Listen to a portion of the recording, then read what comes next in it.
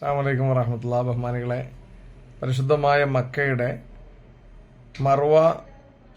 സഫ മർവ നിലകൊള്ളുന്ന ഭാഗത്ത് നിന്ന് കുറച്ച് മാറി സഞ്ചരിച്ചാൽ കാക്കിയാൻ എന്നു പേരുള്ളൊരു മല നമുക്ക് ദൃശ്യമാകും.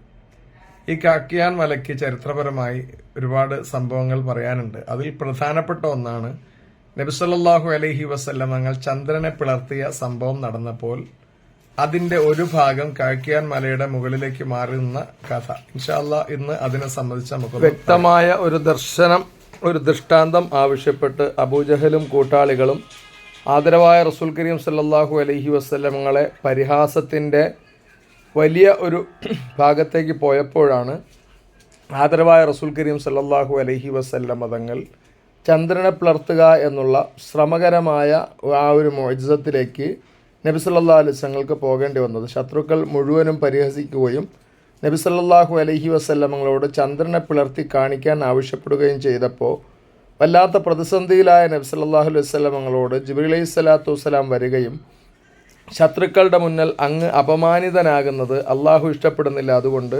ശത്രുക്കൾ വെല്ലുവിളിച്ചതുപോലെ ചന്ദ്രനെ പിളർപ്പാക്കി കാണിച്ചു കൊടുക്കാം എന്ന് അങ്ങ് അവരോട് സമ്മതിക്കണം എന്നും അതിനായി ജനങ്ങളെ മൈതാനിയിൽ ഒരുമിച്ച് കൂട്ടണമെന്നും നബി സല്ലല്ലാഹു അലൈഹി വസല്ലമയോട് ജിബ്രീൽ അലൈഹിസ്സലാത്തു വസ്സലാം ശത്രുക്കളോട് പറയാൻ ആവശ്യപ്പെട്ടപ്പോൾ നബി സല്ലല്ലാഹു അലൈഹി വസല്ലം അപ്രകാരം അള്ളാഹുവിൻ്റെ കൽപ്പന പ്രകാരം പറയുകയും അങ്ങനെ ശത്രുക്കൾ ഒന്നടങ്കം ഈ പരിശുദ്ധമായ ജബൽ അബൂ ഖുബൈസിൻ്റെയും കാക്കിയാൻ മലയുടെയും ഇടയിൽ തടിച്ചു കൊടുക്കുകയും നബി സല്ലല്ലാഹു അലൈഹി വസല്ലമയെ പരിഹസിക്കാൻ കിട്ടുന്ന അവസരം പരമാവധി വിനിയോഗപ്പെടുത്താൻ വേണ്ടി അവർ പ്ലാൻ ചെയ്യുകയും ചെയ്തു.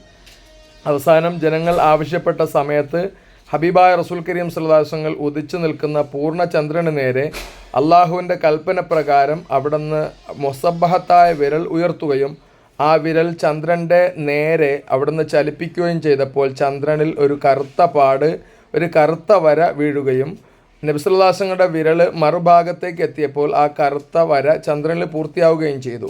അപ്പോൾ ശത്രുക്കൾ അത് കൺകെട്ടാണ് ചന്ദ്രനിൽ അങ്ങനെ മുറിയായിട്ടില്ല, ചന്ദ്രൻ മുറിഞ്ഞിട്ടില്ല എന്ന് നബി സല്ലല്ലാഹു അലൈഹി വസല്ലമയോട് പരിഹാസം പറഞ്ഞപ്പോൾ അള്ളാഹുവിൻ്റെ കൽപ്പന പ്രകാരം ചന്ദ്രൻ ആ കറുത്ത അടയാളം വീണ ഭാഗത്തു നിന്ന് രണ്ട് ഭാഗത്തേക്ക് മാറാൻ ആരംഭിക്കുകയും അങ്ങനെ ചന്ദ്രൻ രണ്ട് പിളർപ്പായി ഒരു പിളർപ്പ് പരിശുദ്ധമായ ജബൽ അബൂ ഖുബൈസ് മലയുടെ മുകളിലേക്ക് മാറി നിൽക്കുകയും മറ്റൊരു പിളർപ്പ് ഈ കാക്കിയാൻ മലയുടെ മുകളിലാണ് നിന്നത്. അതാണ് കാക്കിയാൻ മലയുടെ ഒരു പ്രത്യേകത. ഇത് ലോകത്ത് എല്ലാ ഭാഗത്തും ദൃശ്യമാവുകയും നിരവധി ആളുകൾ ഇതിൻ്റെ രഹസ്യം അന്വേഷിക്കുകയും നബി സല്ലല്ലാഹു അലൈഹി വസല്ലമയുടെ മുഅ്ജിസത്താണെന്ന് തിരിച്ചറിഞ്ഞ് മക്കയിലുള്ളവരല്ലാത്ത ഒരുപാട് പേർ വിശ്വസിക്കുകയും ചെയ്തു. മക്കയിലുള്ള ബഹുഭൂരിപക്ഷം വരുന്ന അവിശ്വാസികൾ നല്ലൊരു ശതമാനം നബി സല്ലല്ലാഹു അലൈഹി വസല്ലമയെ കൊണ്ട് വിശ്വസിക്കാൻ കാരണമായെങ്കിലും അബൂജഹലും കൂട്ടുകാരും പിന്നെയും നബി സല്ലല്ലാഹു അലൈഹി വസല്ലം സാഹിറാണെന്ന് പറഞ്ഞ് പരിഹസിക്കുകയാണ് ചെയ്തത്.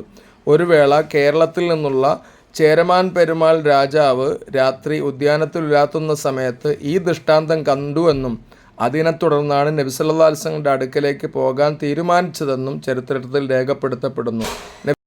ചന്ദ്രനെ പിളർത്തിയ സംഭവം പരിശുദ്ധമായ ഖുർആനും രേഖപ്പെടുത്തിയിട്ടുണ്ട്. അള്ളാഹു കാര്യങ്ങൾ മനസ്സിലാക്കാൻ തൗഫീക്ക് നൽകട്ടെ. അസ്സലാമു അലൈക്കും വറഹ്മത്തുള്ളാഹി വബറകാതുഹു.